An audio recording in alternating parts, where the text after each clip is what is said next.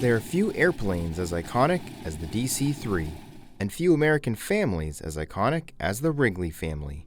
In this old Goonie bird, the history of both comes to life. The Wrigley family business dynasty started with sticks of chewing gum. In the 1890s, soap salesman William Wrigley Jr. discovered something about marketing.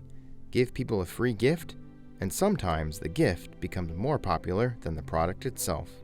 William started giving away chewing gum as a premium to go along with the soap. He learned very quickly that the gum was more popular than the soap. So at that point, he decided to just devote his entire life to making chewing gum. Wrigley sent a stick of chewing gum to every name in the U.S. phone directory. Soon his chewing gum brands, Juicy Fruit, Spearmint, and Doublemint, became household names, turning the Wrigley Company into one of the great American business success stories. The Wrigleys went on to own the Chicago Cubs, Arizona Biltmore Hotel, Catalina Island, and more. In 1946, William Wrigley's son, Philip Wrigley, purchased an airplane to use as a Wrigley business aircraft. He had called the airplane the Wasp. No one knows exactly why.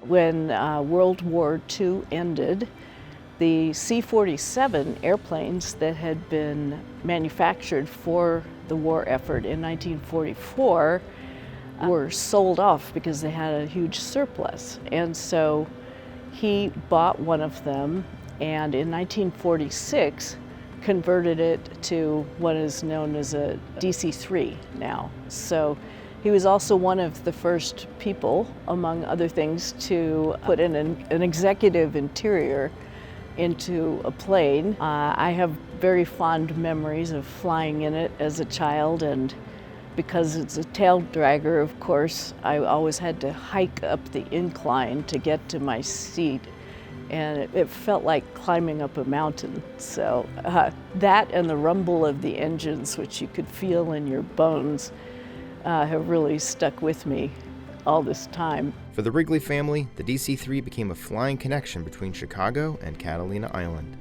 The Wrigleys have a long history on Catalina and built the airport high up in the hills on the island, including a hangar built specifically for this DC-3. After Philip Wrigley's death in 1977, the airplane was donated to the National Naval Aviation Museum in Pensacola, Florida. But soon after, instead of exhibiting the airplane, the museum sold it and it disappeared from the family. Always wanted to get it back, but the price that people wanted to charge us, probably because of the family history, was just exorbitant, and so it never came back into the family at that time. Years later, the airplane surfaced again, sitting quietly on the ramp in Bakersfield, California. Exterior-wise, it was very dilapidated. It was almost derelict. The door, I remember, was actually chained shut. The interior was a complete time capsule. What we found was a very original corporate airplane from the very middle 1940s. The airplane was purchased through an LLC by Jeff Rusak, Allison Wrigley's husband, with one goal in mind: bring the Wasp home. We got the plane back into the family and set about a major renovation process. The first phase was to get the aircraft airworthy where it was on the ground in Bakersfield. That took several months. Now when we get it to Aurora, to Aerometal, we then, of course, start all over. We take the aircraft completely apart. You know, the wings come off, the empennage is disassembled, engines come off again, and then that was a multi-year restoration of the aircraft structure, its systems, and its interior, of course. The goal was to bring the airplane back to its 1940s glory. One of the things that we went through with Aerometal and Phil and some of his people was, what would the design be? And Allison remembered the airplane as a little girl being painted white with black and red stripes. I wasn't a big fan of that. The plane at that time, when we had acquired it, again had been painted in a tan and brown color, but I really liked the idea of getting it back to a polished aluminum look.